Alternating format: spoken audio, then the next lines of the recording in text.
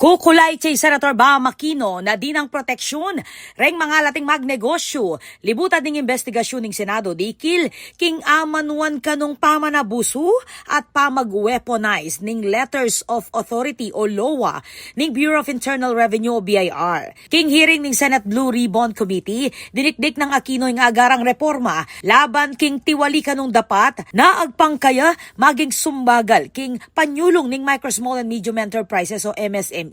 Yung maliliit na negosyante po, sila po yung pinaka natatakot kapag nilalapitan po sila. Sila po yung pinakatakot na takot kapag merong nangongorap po sa kanila. Walang mapuntahan, walang mahinga ng tulong. Tinimid na niti ing matinding takot dareng mga lating magnegosyo king questionabling audit at mata sa tax assessment na amanwang gagamitan kanu bang pilitan lang makipag-areglo. Agpangking senador, darakal la kanu reng reklamo dareng negosyante kareng mayayaluang lugal king bansa, dikil kareng lowa at assessment ta ala kanung sapatabasihan. Unang-una po, let me premise by saying that in the previous campaign, this year, sa lahat po na naikutan ko, local chamber, Philippine chamber, Chinese chamber, ito man ay sa probinsya o dito po sa syudad, grabe po talaga ang complaints ng mga negosyante pagdating sa BIR at sa LOA. No? Paulit-ulit po yan.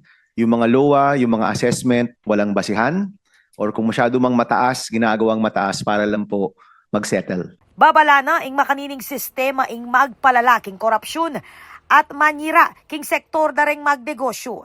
Bilang pakibat, rekomenda ng Aquino ing pamag sa publiko ning datos ning LOA bang mabilis sa verify dareng taxpayer ing legalidad ning audit notices.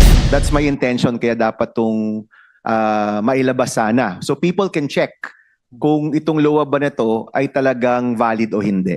Paano kala na mo namang Aquino ing pamananggal king kapangyarihan dareng revenue district offices na mamiling i-audit ating pamagpatupad ning random technology-driven audit system bang ay wasan ning favoritism. Penga ko na naman BIR Commissioner Charlie Mendoza at Department of Finance Secretary Frederick Go na baywan niyang LOA data kareng milabas sa banwag bang ato kaling kadudadudang pattern a posibleng indikasyon ning korupsyon.